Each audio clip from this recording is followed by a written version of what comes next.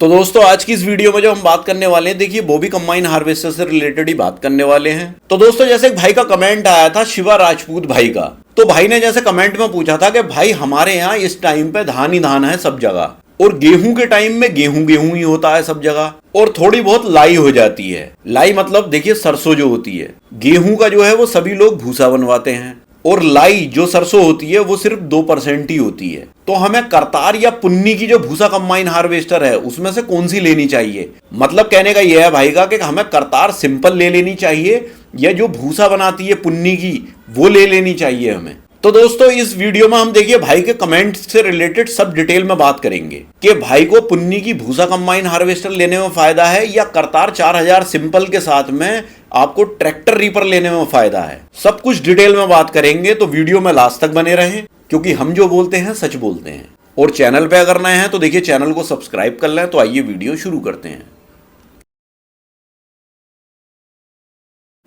तो दोस्तों सबसे पहले बात कर लेते हैं कि करतार 4000 ले लें हम और एक ट्रैक्टर रीपर ले लें, मतलब गेहूं की कटाई भी होगी उससे, धान की कटाई भी होगी उससे, और गेहूं का भूसा भी बना लेंगे हम ट्रैक्टर रीपर से। तो इसमें कितना खर्च होगा, मतलब इन दोनों सेटअप में कितना खर्च हो जाएगा, इसकी कीमत कितनी पड़ेगी, ये बात कर लेते हैं पहले।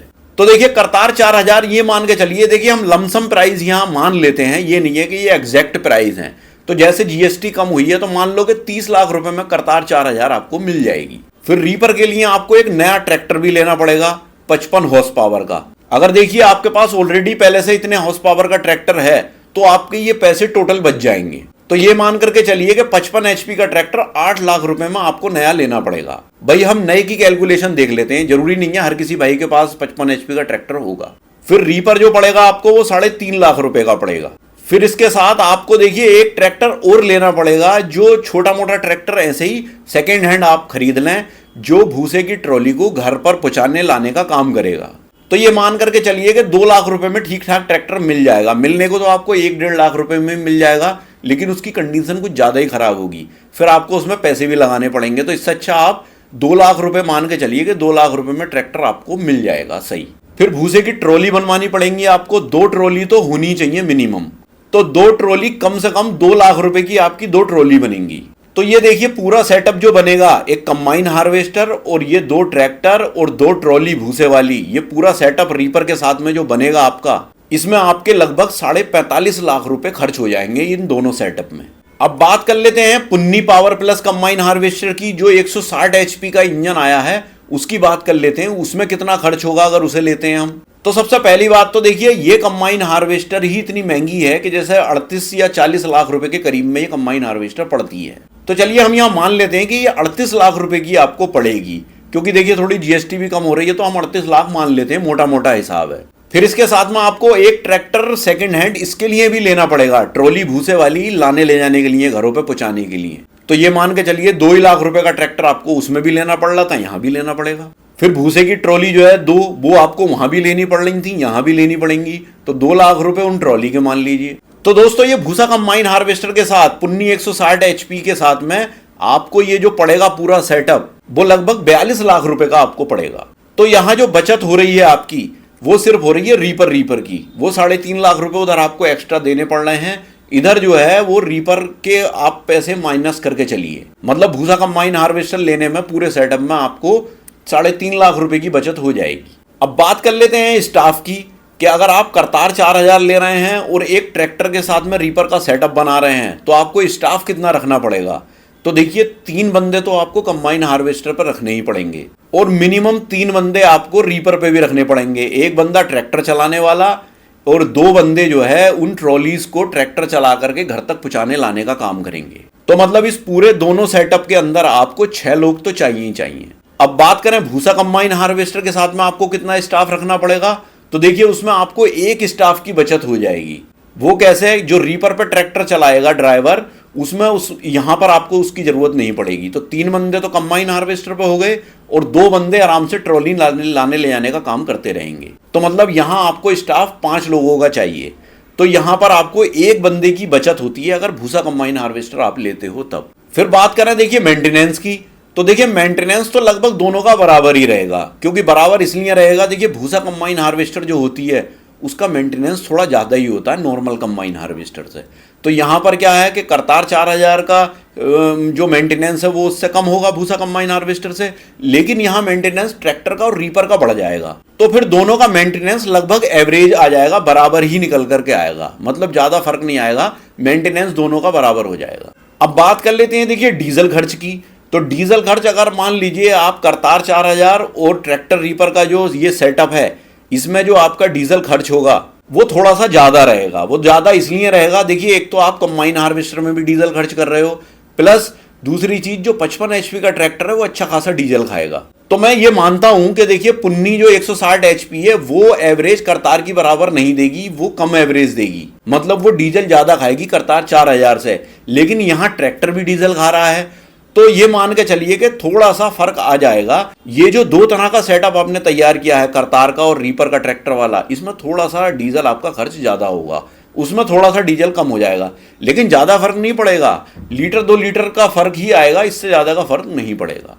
तो दोस्तों अगर आप कंबाइन हार्वेस्टर की कीमत, उसका टेक्निकल स्पेसिफिकेशन और उसके पार्ट्स खरीदना या देखना चाहते हैं तो मैंने एक वेबसाइट का लिंक डिस्क्रिप्शन में दे रखा है, आप उस वेबसाइट पे विजिट करके और उस पर सर्च करके आप अपनी क्वेरी देख सकते हो। अब बात कर लेते हैं देखिए एरिया की, कि एरिया की खिंचाई कौन ज़्यादा करेगा, मतलब कटाई कौन सी ज़्यादा करेगा सेटअप। तो देखिए एरिया जो काटेगा वो करतार 4000 और ट्रैक्टर रीपर के साथ में जो ये दो का सेटअप है ये ज़्यादा एरिया निकालेंगे। अब वो कैसे निकालेंगे वो मैं आपको बता दूं। देखिए आप करतार 4000 जब चलाएंगे वो चलेगी स्पीड से गेहूं के सीजन में, तो जब वो स्पीड से चलेगी तो वो दिन भर में अच्छा खासा एवरेज निकाल के ले जाएगी। उसमें आपको भूसे भूसे का तो चक्कर है नहीं कि भाई भूसा है तो धीरे चल रही है, भूसा बना रही है, तो ये सब कुछ तो है नहीं, वो एरिया निकालती चली जाएगी। फिर आपका दूसरा वाला सेटअप जो होगा ट्रैक्टर वाला, वो क्या है, वो धीरे धीरे अपना भूसा बनाता रहेगा। तो जो आपका एरिया होगा, जो आपकी कंबाइन हार्वेस्टर ने काटा है, वो आपका ही ट्रैक्टर रीपर बनाएगा। वो खेत ऐसे ही पड़े रहेंगे खाली, तो वो आराम आराम से बनाता रहेगा। तो एक्चुअल में होगा क्या कि देखिए गेहूं के सीजन बहुत कम टाइम का सीजन होता है, 15-20 दिन में सारा सीजन खत्म हो जाता है। तो क्या होगा कि करतार 4000 15-20 दिन में अच्छा खासा एरिया निकाल देगी। फिर क्या होगा, रीपर 2-3 महीने तक उस एरिया में आराम से भूसा बनाता रहेगा और वो चलता रहेगा। यहाँ पर पुन्नी जो होगी, जो भूसा साथ में बनाती है, वो क्या करेगी, 15-20 दिन के सीजन में धीरे धीरे चलेगी, तो वो उतना एरिया नहीं निकाल पाएगी। वो साथ में भूसा तो बनाएगी लेकिन वो उतना एरिया नहीं निकाल पाएगी कि इसके बराबर वो निकाल दे। क्योंकि देखिए गेहूं के सीजन में एक्चुअल में होता क्या है कि किसान बिल्कुल भी रुकता नहीं है, क्योंकि ये बहुत सेंसिटिव फसल होती है। जरा सी भी कोई माचिस की तीली दिखा गया या कहीं लाइट्स वगैरह के तारों में आग लग गई तो पूरी खेती जलने के चांसेस होते हैं। तो इसलिए किसान इसमें कोई भी कोताही नहीं बरतता। वो क्या करता है, वो जो भी चीज़ उसे पहले मिलती है फौरन अपने फसल को उठाता है, वो भूसे भूसे के चक्कर में नहीं पड़ता। तो कोई भी आपकी भूसा कंबाइन हार्वेस्टर का इंतजार नहीं करेगा, जिसे जो कंबाइन हार्वेस्टर मिलेगी वो उससे कटवा लेगा। तो अब आपकी कंबाइन हार्वेस्टर जो है उतना एवरेज निकाल कर नहीं ला पाएगी 15-20 दिन में, और भूसा बनाने का टाइम भी उसे वो वही वाला होगा, 15-20 दिन ही चलेगी, बस भूसा भी उसी टाइम में बनाएगी। ऐसा भी नहीं है कि वो बाद में बनाती रहेगी। तो देखिए ये भूसा कंबाइन हार्वेस्टर उस लेवल का काम नहीं कर पाएगी जो वो दोनों सेटअप मिलकर के काम करेंगे। फिर अब बात आती है धान की। तो देखिए धान में जो भूसा कंबाइन हार्वेस्टर होती है वो उस तरह से नहीं चलती जो सिंपल कंबाइन हार्वेस्टर चलती है।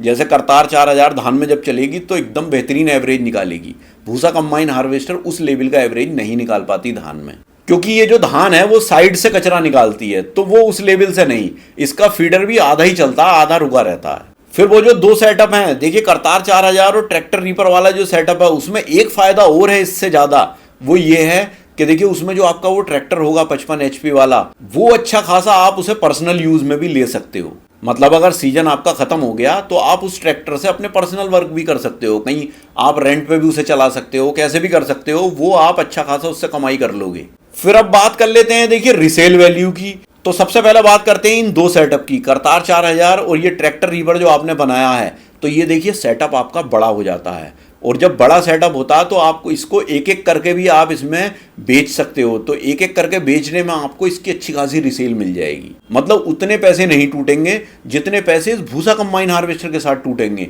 अगर आप इसे कुछ दिन बाद बेचने लगे तो इसमें बहुत ज़्यादा पैसे टूटेंगे आपके। हाँ, एक डीमेरिट जो है इसका है, जो दो सेटअप आपने ये बनाए हैं इनका एक डीमेरिट ये है कि देखिए इसके लिए आपको डाउन पेमेंट ज़्यादा चाहिए। वो कैसे चाहिए भाई? आप करतार कंबाइन हार्वेस्टर खरीदोगे उसके लिए भी आपको डाउन पेमेंट देना पड़ेगा। ट्रैक्टर नया खरीदोगे उसके लिए भी आपको डाउन पेमेंट देना पड़ेगा।